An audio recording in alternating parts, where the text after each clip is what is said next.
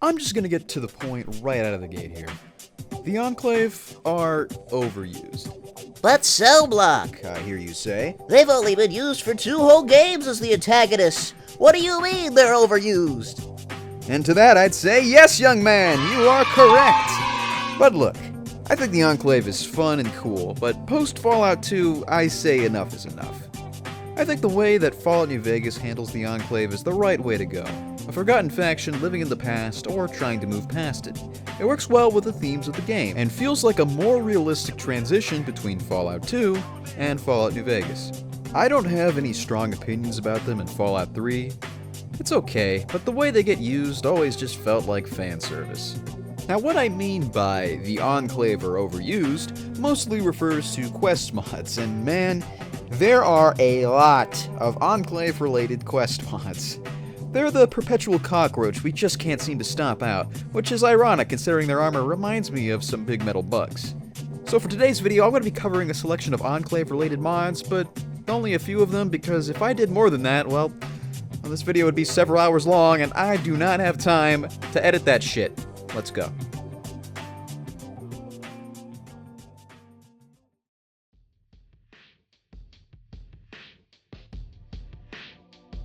Alright, I covered it briefly here, but before we delve further into this, I guess I should probably talk about how I feel about the Enclave as a faction. I have always liked the concept of the Enclave. They're like a phoenix, rising from the ashes to rebuild America in some warped vision of purity. The only issue is that they're incredibly one-note. I think this is well exemplified in both canon games where they serve as the main faction. They're just one-note bad guys doing evil shit. Personally, I don't think they're nearly as interesting and compelling as the Master from Fallout 1, that was both mysterious, creepy, evil, but had a philosophy that made sense on some weird warped level. You also have the chance to meet with several members of this faction, such as the Lieutenant, Harry, the Children of the Cathedral, and all that stuff. With the Enclave, you don't really get much of that. Fallout 2 had segments where you get to meet and talk to certain Enclave members, and besides some memorable characters like Sergeant Dornan, and that one random soldier that always gets memed on. Who the fuck? Who is it? What? I should kick your fucking ass. Who is this? A lot of the characters don't stand on their own, and don't really feel like people with proper goals and motivations. They're just one of many nobodies in this completely faceless organization. Another thing I'll praise Fallout New Vegas for is attempting to fix that problem with the Enclave remnants you can meet. Knowing the personal stories and struggles of ex-members of the Enclave added so much to their character. It gave them much-needed depth, especially with the companion arcade. On the other hand, there's Fallout 3, which just had the Enclave going back to being faceless, nobody bad guys, except with even less nuance. Now look, I'm not one of those people that hate Fallout 3. I enjoy Fallout 3. Hell, I love Fallout 3. It's a fun game. I don't think that there's a single Fallout game in the franchise that I actually hate.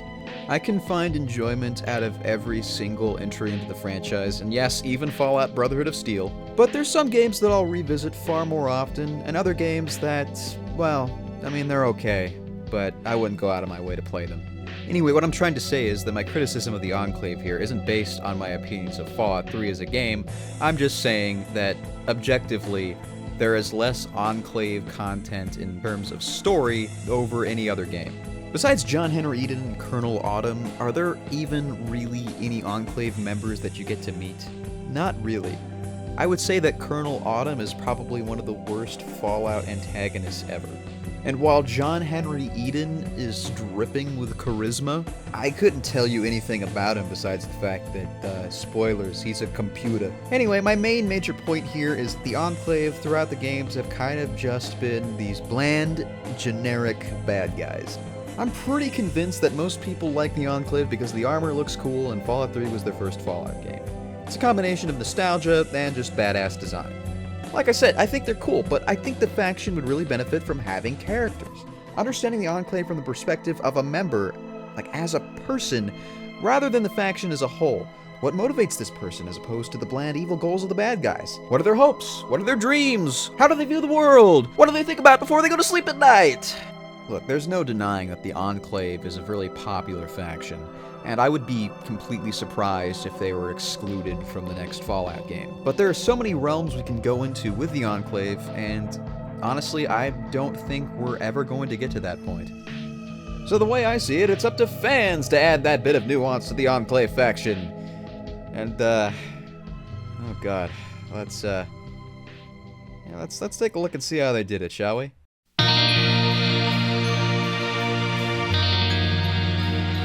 The two major quest mods that cover the Enclave would have to be a couple mods that need no real introduction: The Frontier and Fallout New California. I'm not planning on talking about these mods in depth here, as that alone could take up a two-part miniseries that I honestly don't have time for. However, they both incidentally have plots that revolve around the Enclave or Enclave interference, so I'll cover them briefly here. There's going to be some minor spoilers, so if you never played either, you can go ahead and skip this part. The Enclave and the Frontier are back to being just generic bad guys again. I'm almost certain that the writer for the NCR campaign didn't really think too deeply about the characters or their motivations, since Dr. Voss, the main evil scientist bad guy, is literally just Death's Head from Wolfenstein. And if you don't believe me, here's a scene ripped from Wolfenstein. With you, I could do great things. Not this one. Somebody broke it already. It's a shame. And I brought this up in other videos, but if you don't know this, I actually worked on the Frontier, making small, minor side quests. And I know firsthand that another writer frequently asked Devil's Wish, the writer of the NCR campaign, what the backstory was behind certain characters, to which he would reply, "I don't know." And so, this left the writer of the Legion campaign, Nazin, to come up with backstories herself. And that's why you will only get nuance about the main evil bad guy of the Enclave, Dr. Voss, from the Legion campaign, a facet that is sorely needed and sorely missing from the NCR campaign. I'm not going to go into the depths of Dr. Voss's character, but I will say he is more of an actual character as opposed to people like Colonel Autumn. My main gripe with the Enclave and the Frontier is that, honestly, they shouldn't be here at all. I don't know about anybody else, but they feel incredibly out of place and always have. Even when I was on the dev team, there was a few times where I proposed the idea that we just rename the faction and make them their own unique thing. Of course, I brought up these points after the mod came out and after all the controversy, so, obviously it was a little too late at that point. Good job, me. If anything, I think the mod should focus more on the conflict between the Legion and the NCR. That's what it was initially sold as, and I think that's more of what it should have been. Incidentally, as I praised the Fallout New Vegas interpretation of the Enclave, I tried to do something very similar to that with my own faction in Fallout the Frontier of Enclave Remnants. However, they suffer from an even worse problem that the main Enclave faction has in the Frontier. They're unfinished. For those who don't know, I'm talking about the Portland Exclave Militiamen. And yes, I never was a fan of that name, but that's something that I just kind of decided to roll with, and nobody challenged me on that. Anyway, the Portland Exclave Militia were meant to be this small group of xenophobic scavs that hated mutants and were led by, unknown to the rest of the scavs, ex-Enclave members. They were incredibly underdeveloped and had no quests besides one in Brighttown and one to get inside their hideout. Otherwise, they're just raiders that attack you on sight and for some reason had reputation. I had ideas for a companion and a completely new main questline that would kind of function as this wild card questline, but I never did it. I've thought about in the past just making these notes public of what I had planned, but with the rework of the Frontier on the way, I feel like I should just hold on to it, just in case maybe they want to try and implement it, maybe they don't. Maybe they'll remove the faction altogether, I really don't know at this point. Either way, I felt like this was a better way to include the Enclave into the Frontier, but I'm not going to sit here and boast about how it's better, because it isn't. It's incredibly underdeveloped and bare bones. So much so that, honestly, a lot of people don't even know it exists. And hey, I don't blame them. And now we arrive at New California. And also, this is technically a mod that I kind of worked on a little bit, not really. I joined the team after the mod came out to work on side quests. I made one, I don't think they included it, and then I kind of just got distracted with my own projects and never looked back. My opinions on the mod are about the same as everybody else's. I think the Vault 18 segment is amazing, and the rest of the mod is skippable. But my main gripe with the mod is that it is severely unfinished. There are floating meshes, parts of the world that are just completely empty, copied and pasted cells, and a lot of parts that just frankly look bad. But despite all that, I think there is a lot of potential with this world space, and I even attempted to make my own little overhaul mod of it like a few years ago, but once again, I got distracted and shelved that for a while. Hey, maybe one day I'll do that, who knows. But hey, we're not here to talk about my opinions on New California, we're here to talk about how the Enclave is portrayed within it.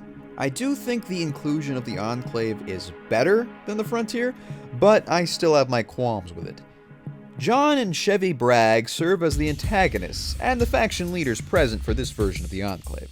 While I do think that they're interesting characters, at least more so than Voss, they're basically supervillains akin to something you'd see in a comic book, just with a Fallout coat of paint. And as much as I like this mod, there are many points where the plot just gets way too fanfiction-y.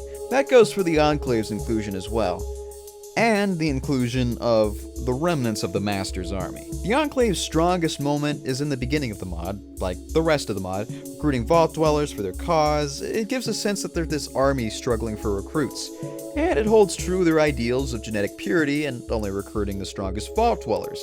After that, though, they're completely absent from the game till the end, and that's when they just become these super generic villains with mutant powers.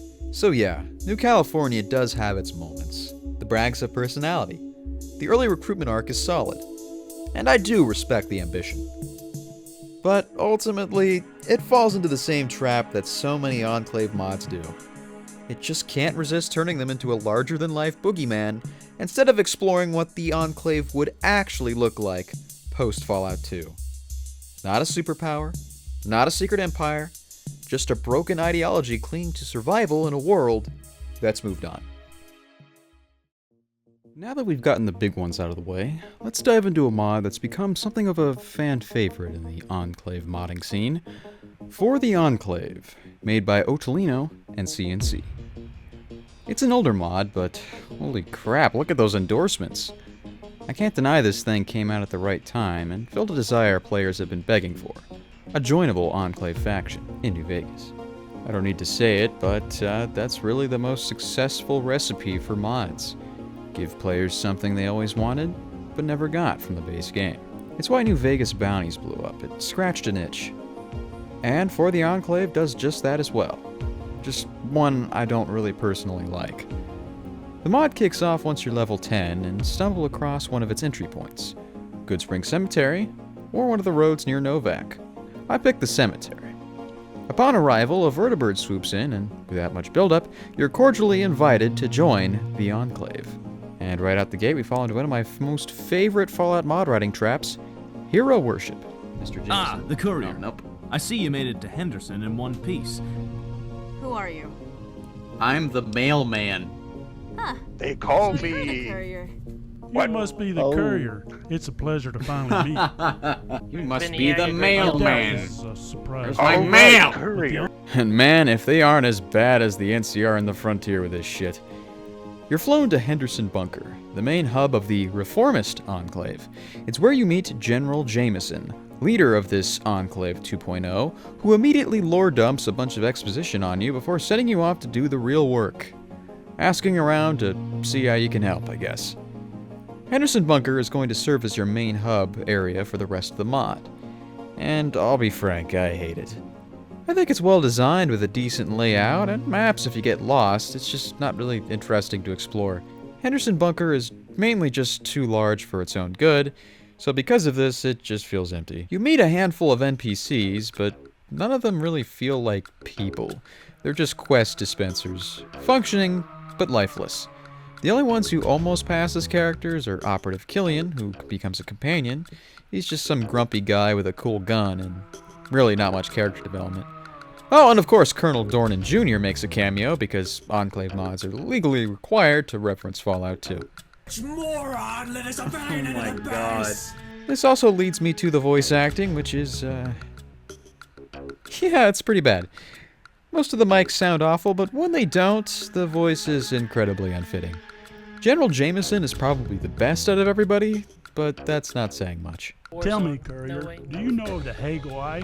After suiting up in some Enclave East Coast power armor, you're sent on your first big assignment, retrieving black boxes from downed vertibirds.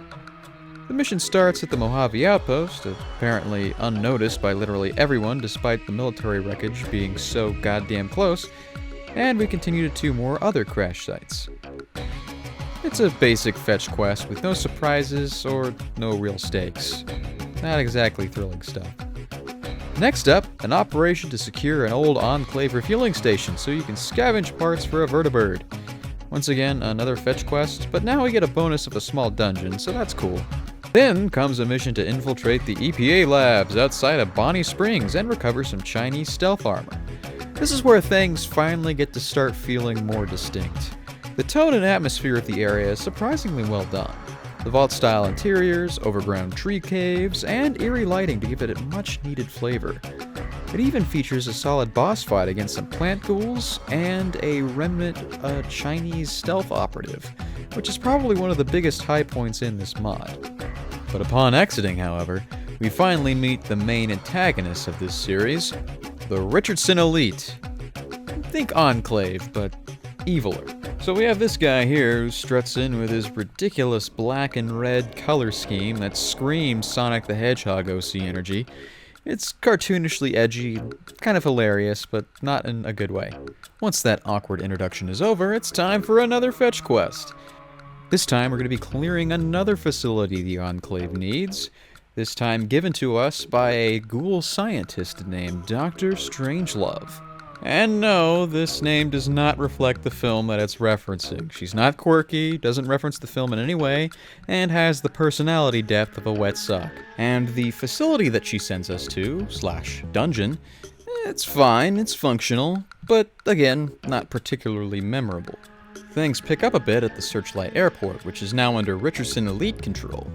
You sneak in through the sewers, because of course you do, disable the power, and proceed to mow down an entire battalion. Thousands of soldiers die for a one-person war crime. Also, can we talk about how no modder seems to understand how sewers work? I'm pretty sure this airport would not have sewers here. With the camp eradicated, the Richardson Elite's foothold in the Mojave is broken. The game forces you, at this point, to revisit every previous dungeon and now kill new enemies. Meanwhile, the NCR and Brotherhood show up demanding justice. The Brotherhood insists Enclave leaders must face a trial, and the NCR, of course, wants land, assets, and taxes. Seems like a huge moment with real political consequences. Until you realize that you can resolve the entire thing by giving the Brotherhood 5 laser rifles and promising the NCR you'll pay your taxes. That's it, problem solved.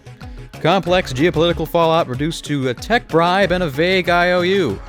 It's absolutely hilarious, and I burst out laughing when I found out you could resolve this whole complex issue with one simple dialogue check. Eventually, it all builds to a final showdown. First, you wipe out a Richardson bunker, and then you defend Henderson bunker from a counterattack. And finally, you launch a full-on assault on the Richardson stronghold in a new world space. A new world space that's really rough. The final area is a little bit more of a highway corridor leading to a flat courtyard, and clearly the authors were working outside their comfort zone when they were designing this space. It's more shooting, more waves of enemies, and no real character-driven moments to anchor any of it. Overall, the mod was okay, just average to me. I know it has its fans, and I get the appeal, but this is more of a 5 out of 10 for me. The idea of an Enclave reformist faction is genuinely compelling. There's potential here, but instead of a grounded, nuanced take on a broken faction trying to redeem itself, we get Enclave but good versus Enclave but cartoonishly evil.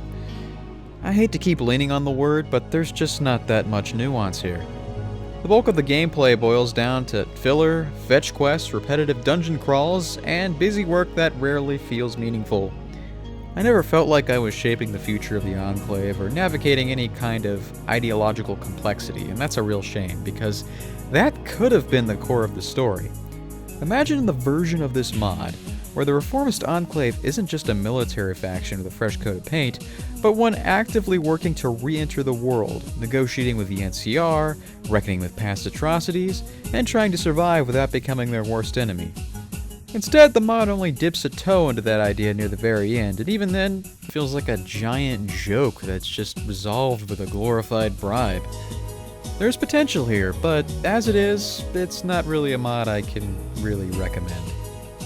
When it comes to older Fallout New Vegas mods, this could have been considered the cream of the crop. That being said, I can't deny the impact this mod has had when it dropped. It was a big deal for its time, and clearly a labor of love. The mod author, Otolino, went on to create America Rising and America Rising 2 for Fallout 4. Mods that, by most accounts, are a major step up in terms of writing, structure, and ambition. I haven't played them myself, but they might be worth checking out, especially to see how Otolino has grown as a creator.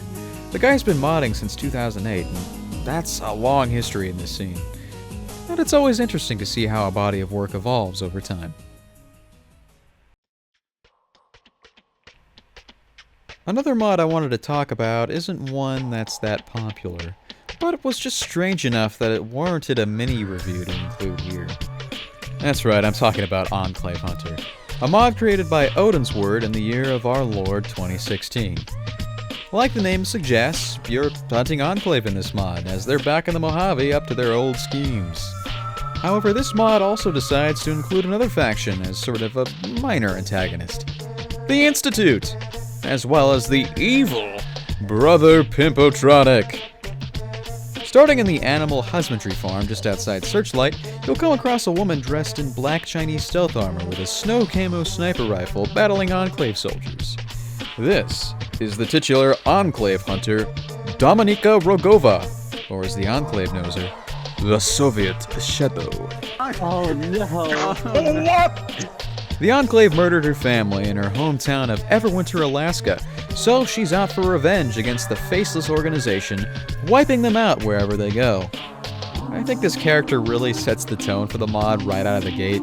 This is an edgy anime OC, and the Enclave are evil bad guys up to their old tricks once again, but don't you worry. This mod has a few more, interesting things in store for us. After going through the Enclave terminal and collecting a bunch of blood samples they were taking from this barn for some reason, we run across another companion we can recruit, Virgil Pope. His sister was killed by the Enclave and he wants revenge. Noticing a trend here? He comes from the local town known as Witherberry. We can take him there to get fixed up by the doc. Arriving at this place, it's pretty obvious that this is, or rather was, a nuke town. This place is absolutely littered with mannequins and an amalgamation of buildings. However, I'm gonna let out my inner level designer here and just halt the review to criticize how bad this layout is. Approaching from the farm where we start, we're met with an easily navigable obstacle of junk walls and plenty of space to jump over them. However, what you're supposed to do is walk all the way around to the side here where the front door is, so you can be confronted by two characters that will never have a reason to talk to ever again. You can completely ignore this and sequence break the script, yeah, probably not a good idea. From a developer's point of view, this problem could probably have been easily fixed by either moving the entrance, building better walls, or just removing this interaction altogether. The town itself is organized in a circular fashion, with floating buildings, interior layouts that vastly do not match the exterior, and of course my biggest gripe of all, the fact that this is a nuclear testing town way too close to Searchlight. You know, an actually inhabited city and airport. Now hey, don't get me wrong, I think the idea of having an old nuke town being taken over by wasteland settlers is a cool idea, but it's about location in this situation, and this location does not work. I get not wanting to have to make an entirely new world space for this, but there exists in the vanilla map an area that technically is a nuclear test site. There's not much there in the base game. It would have been super easy to put all of that stuff there. I only know of 2 mods that would have conflicted with that area. That's what I would have done, and technically I kinda did in my 2015 mod, Home on the Waste. now known as Tales of Marino, Episode 0. Getting back to the mod, let's look at the characters in the town, because we're going to get to meet a couple of interesting individuals. First up, we got our good friend Big Mike.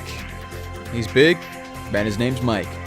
Plus he got this broken auto wax thing, which is, that's pretty neat.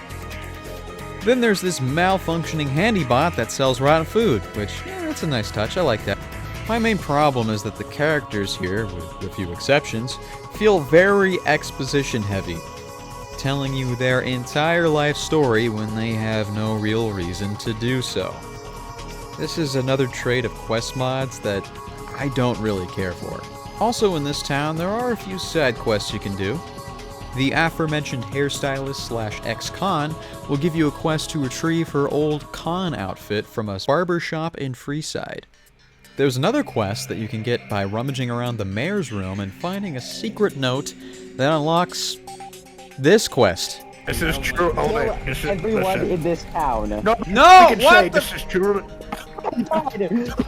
Oh, Why is that? The note that you find details the fact that the mayor has been taking care of a little girl whose mom is trapped working at Gamora.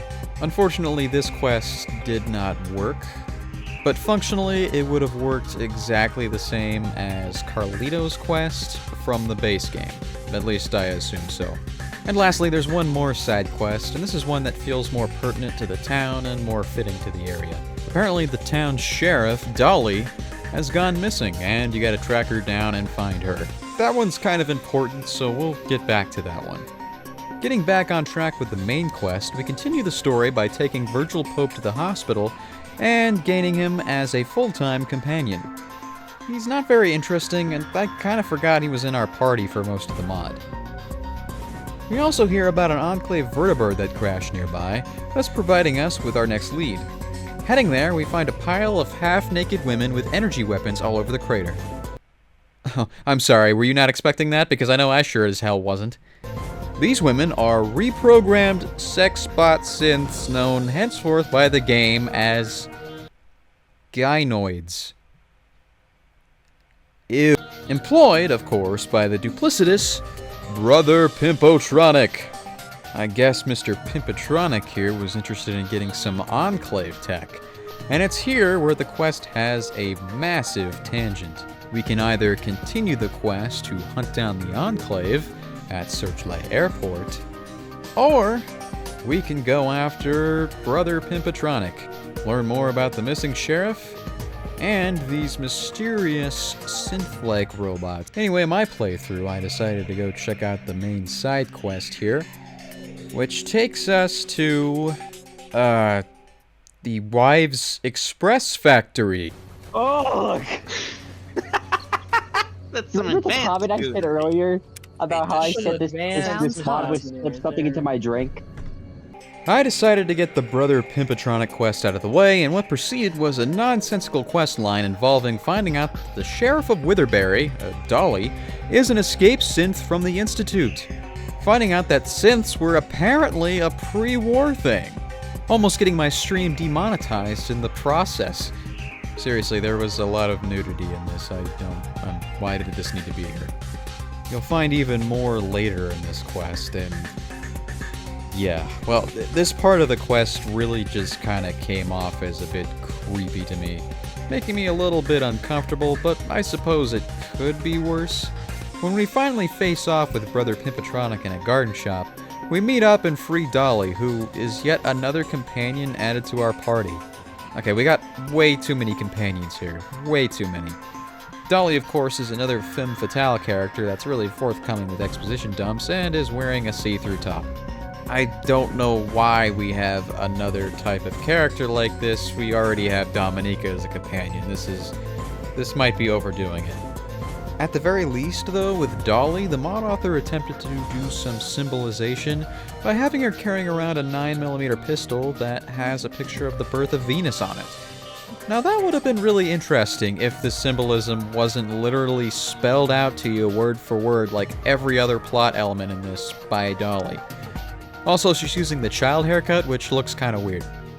Okay, enough with the goonery stuff. Let's get back to the mod, please.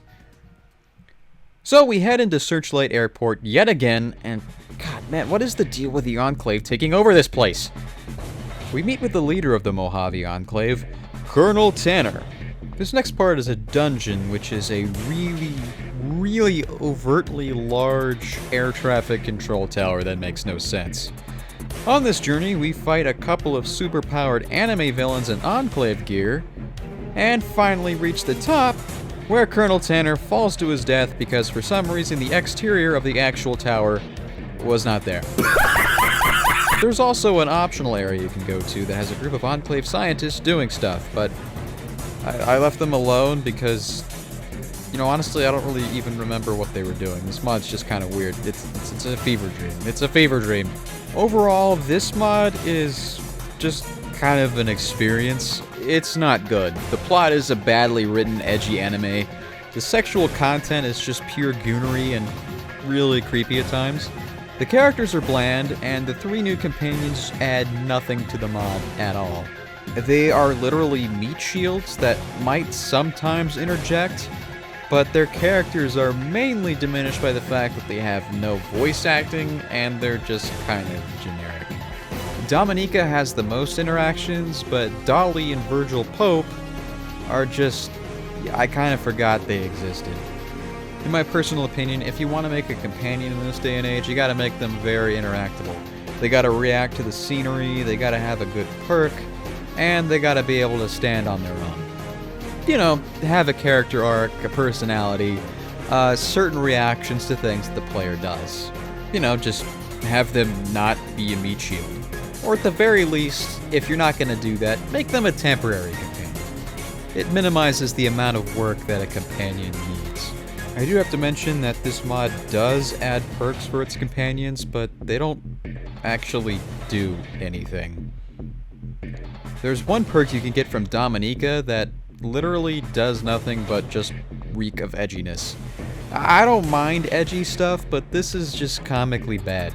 As for the combat that's present in this, it's below average. You'll mostly just be fighting waves of enemies, and when it's not Enclave, it's skimpily dressed women with Gauss shotguns.